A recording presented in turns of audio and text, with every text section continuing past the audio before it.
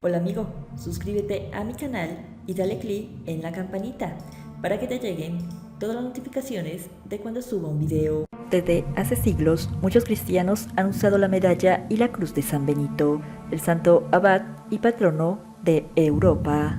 Para luchar contra las fuerzas del mal, esta medalla, según los creyentes, es capaz hasta de asustar al mismísimo demonio.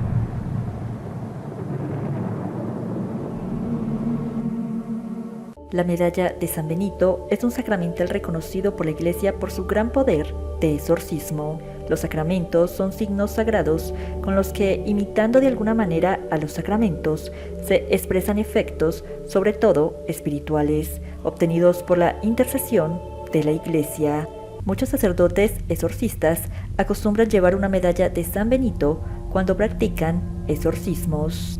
Aunque el portar esta medalla no es parte del ritual romano de exorcismos, los sacerdotes la usan para protegerse a sí mismos. También la utilizan para proteger al fiel con el signo de la cruz, diciendo: Exe, crucen, domine, fugite, partes adversae. Esta es la cruz del Señor, huyan cuantos se oponen a ella. La medalla de San Benito es una medalla sacramental cristiana que contiene iconografía relacionada con San Benito de Nurcia. San Benito de Nurcia fue un monje cristiano considerado el iniciador de la vida monástica en Occidente y venerado como santo por las iglesias católica, Iglesia Ortodoxa y Luterana. La fecha exacta sobre la manufactura de la primera medalla de San Benito es incierta. Pero una historia nos cuenta que en el siglo XVII, durante un juicio de brujería en Alemania, unas mujeres acusadas testificaron que no tenían poder sobre la abadía de Metten, porque estaba bajo la protección de la cruz. Cuando se investigó, se hallaron en las paredes del recinto varias cruces pintadas rodeadas por las letras que se encuentran ahora en las medallas. Más adelante se encontró un pergamino con la imagen de San Benito y las frases completas que sirvieron para escribir esas abreviaturas. En el año 1647, las mujeres fueron juzgadas por hechicería y en el proceso declararon que no habían podido dañar el monasterio de los benedictinos porque se encontraba protegido por el signo de la Santa Cruz y por esto la brujería no había hecho su efecto. Se buscó entonces en el monasterio de Metten y se encontraron pinturas antiguas con representaciones de esta cruz. Pero estas iniciales misteriosas no pudieron ser interpretadas hasta que en un manuscrito de la biblioteca, iluminado en el mismo monasterio de Metten y conservado hoy en la Biblioteca Estatal de Múnich, se vio una imagen de San Benito de Nurcia con esas palabras. Un manuscrito anterior del siglo XIV y procedente de Austria se encuentra en la biblioteca de Wolfenbüttel. Parece haber sido el origen de la imagen y del texto. El Papa Benedicto XIV la aprobó en 1742 y la fórmula de su bendición se incorporó al rito romano. La versión final de esta medalla data del año 1880, en memoria de los 1400 años del natalicio de San Benito. Al tener esta medalla como protección, es difícil que brujería alguna llegue a ti o cualquier otro mal que alguien te haga. Pues bien sabemos que hasta el demonio le tiene miedo a la medalla de San Benito. Para saber por qué este personaje del mal le tiene miedo, les hablaré un poco sobre San Benito de Nurcia. Este personaje, San Benito, nació en Nurcia en el seno de una familia adinerada, alrededor del año 480. Era hijo de un noble romano y cuenta la tradición que tuvo una hermana melliza que fue santa escolástica. San Benito fue enviado a Roma con 12 años para estudiar junto a su hermana, pero se sintió decepcionado con la vida que encontró allí, una sociedad que atraía a la gente a perversidades. Así que decidió convertirse en un ermitaño, solo para encontrar un lugar alejado de la vida de la gran ciudad. Y se fue a vivir a una cueva y se llevó con él a su vieja cuidadora Cirila como sirvienta y se establecieron para vivir en el valle del Aniene, en la actual Eufide. En ese lugar haría su primer milagro, reparando una valija rota de su cuidadora, lugar donde la dejaría para marchar solo al valle de Subiaco. Allí Benito conoció a Román, un monje de un monasterio. Benito sobrevivió allí durante 3 años por la amabilidad y ayuda provisional de ese monje. Con el tiempo las personas supieron de Benito y lo buscaban para ser alimentados espiritualmente. Benito lo hacía a cambio de un pedazo de pan porque no tenía más para alimentarse. En esos años, Benito se había fortalecido espiritualmente. Se fortaleció tanto que podía resistir cualquier cosa o tentación que se le presentara en el camino. Durante estos 3 años de experiencia como ermitaño, tan solo roto por las comunicaciones ocasionales con el mundo exterior y por las visitas de Román, Benito maduró tanto de mente como de carácter, en conocimiento de sí mismo y de su prójimo, y al mismo tiempo se aseguró el respeto de los que le rodeaban. A oídos de Benito llegó la noticia de la muerte del abad de un monasterio cercano, identificado por algunos con Vicovaro. La comunidad le vino a visitar a Benito y le rogaron que se convirtiera en su abad.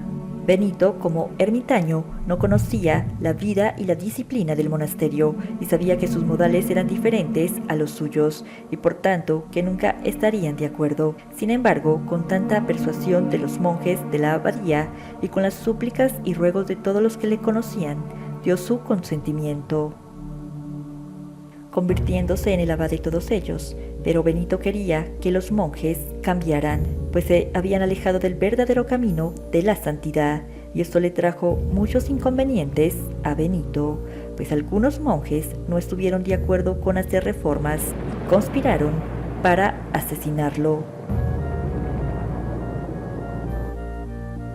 Hacia los años 525-529 después de Cristo, los monjes trataron de envenenarlo, y aquí es cuando sucede el milagro del vino envenenado.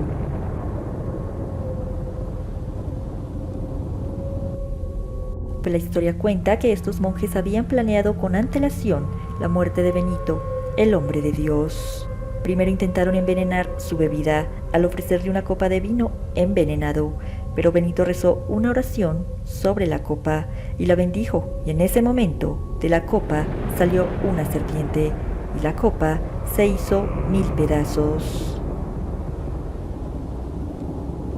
Como lo narra Gregorio Magno en su biografía de Benedicto con las siguientes palabras: la copa tenía en ella la bebida de la muerte, que no podía soportar el signo de la vida.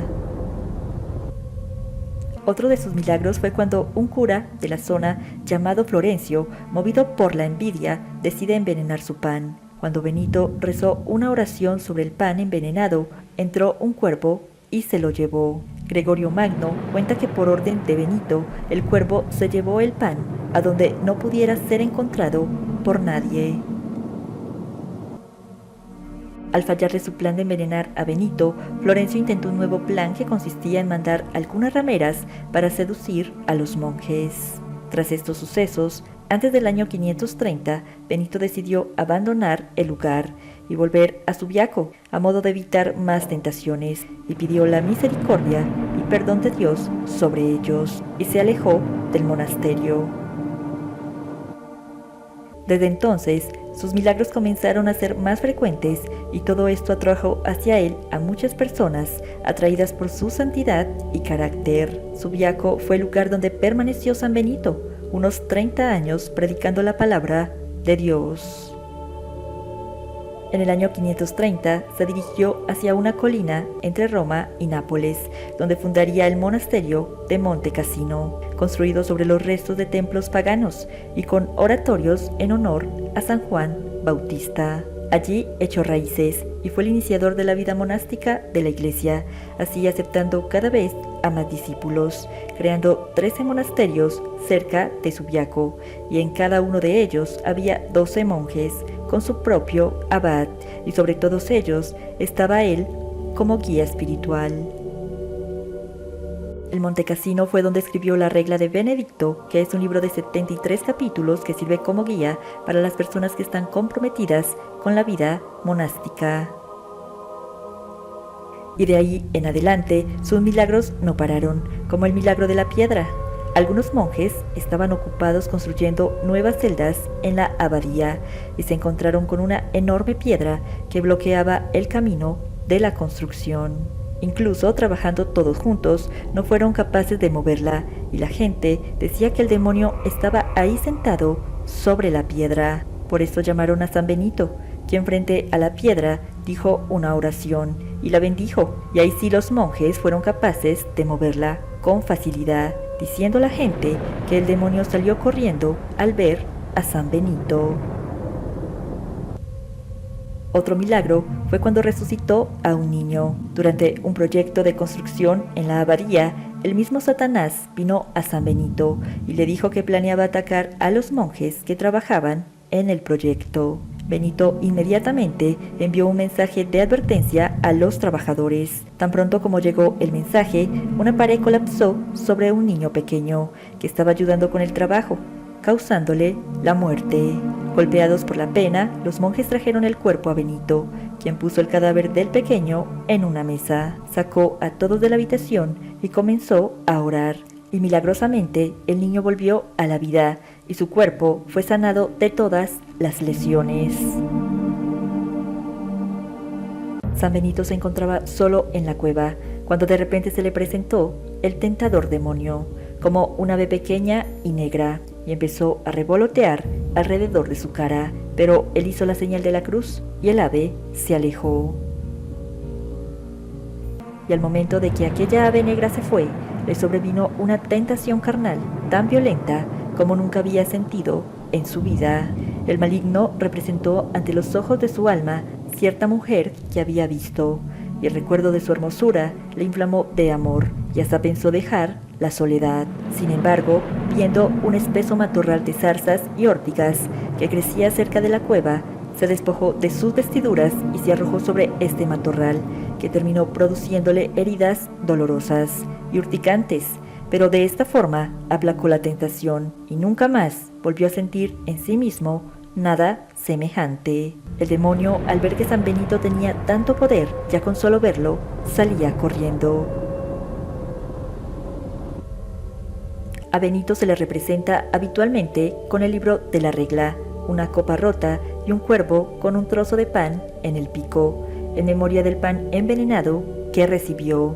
Y el Papa Benedicto XIV la aprobó en 1742 y la fórmula de su bendición se incorporó al rito romano. La versión final de esta medalla data del año 1880, en memoria de los 1400 años del natalicio de San Benito. En la cara frontal de la medalla aparece la figura de Benito de Nursia, sosteniendo en su mano derecha una cruz, a la que la traducción le adjudica un gran amor por parte del santo, y en su mano izquierda el libro de las reglas, que él mismo escribió con la oración de la buena muerte, rodeando la figura del santo. A la hora de nuestra muerte, seamos protegidos por su presencia, pues San Benito es patrón de la buena muerte, junto con San José.